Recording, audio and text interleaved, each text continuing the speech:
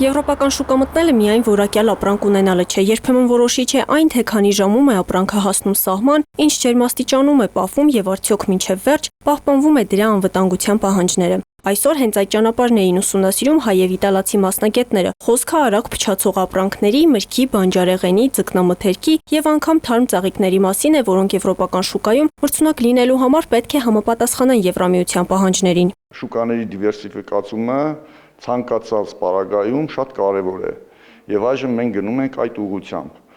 Ուղղություններից մեկը դեպի ԵՄ է։ Պարզվում է նույնիսկ Եվրամիության ներսում միասնական կանոնները բավարար չեն, յուրաքանչյուր երկիր կարող է ունենալ նաև իր լրացուցիչ պահանջները, իսկ արտահանողը պետք է պատրաստ լինի դրանցից յուրաքանչյուրին, որոնք կարող են տարբերվել ԵՄ մի երկիրը մյուս երկրից, դա մի փոքր մեր համար դժվարություն է ստեղծելու, բայց կարծում եմ դա էլ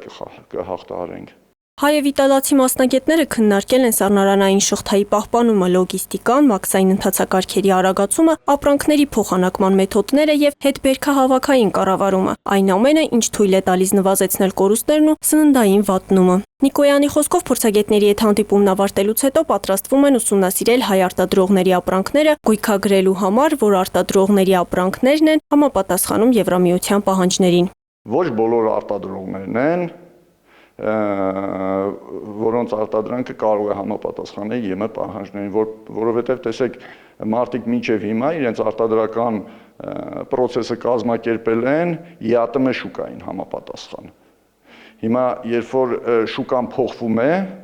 այստեղ արդեն լրացուցիչ ստուգումների անհրաժեշտություն կա։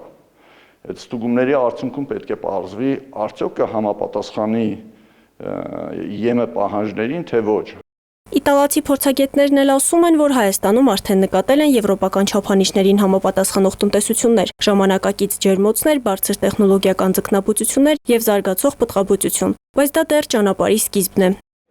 Սա ՏԱԵԿ շրջանակներում առաջին այսպիսի պրոյեկտն է ագրոտեխնիկական, բայց առաջին պրոյեկտը չի Եվրամիության շրջանակներում Հայաստանում իրականացվող։ Պարզապես պետք է ասեմ, որ Հայաստանը հիմա գտնվում է շատ լավ տեխնիկապես հագեցած եւ արտասահմանյան ներդրումներ արած վիճակում։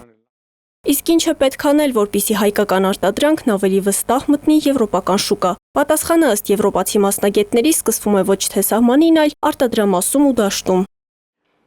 Հայաստանն արդեն բավականին մեծ քայլեր է արել եվրոպական նորմատիվներն ու ստանդարտները մոտարկելու ուղղությամբ, սակայն դեռ բավականին շատ քայլեր կան անելու։ Ամենակարևոր քայլը կանխարգելող միջոցառումներն են։ Եվրոպական փորձը ցույց է տալիս, որ ավելի լավ է կանխարգելել, քան հետո բուժել։ Եվրոպայում ասում են, որ արդեն մեծ հետաքրքրություն կա հայկական կեռասի, ծիրանի եւ նույնիսկ թառափի նկատմամբ։ Դրանք արտակարգ բաներ են, որ դուք արտադրում եք, մենք արժանի ենք դրանք ճաշակելու։ Իմ եւ գոլեգաներիս անունից ասեմ, որ մենք շատ հեռանկարային աշխատանք ենք իրականացնելու միասին։ Ակնկալիքները մեծ են նաև սննդի անվտանգության տեսչական մարմնում վստահ են այս օրինակ դասընթացները եւ քննարկումները կնպաստեն Եվրամիության շուկայի պահանջներին համապատասխանացմանը, արտահանման պատրաստվածության բարձրացմանը եւ ագրոպարենային ոլորտում միջնաժամկետ եւ երկարաժամկետ առևտրի դիվերսիֆիկացման համար անհրաժեշտ հիմքերի ստեղծմանը։ Մարինե Դվոյան, Սեյրան Հակոբյան, Հորիզոն։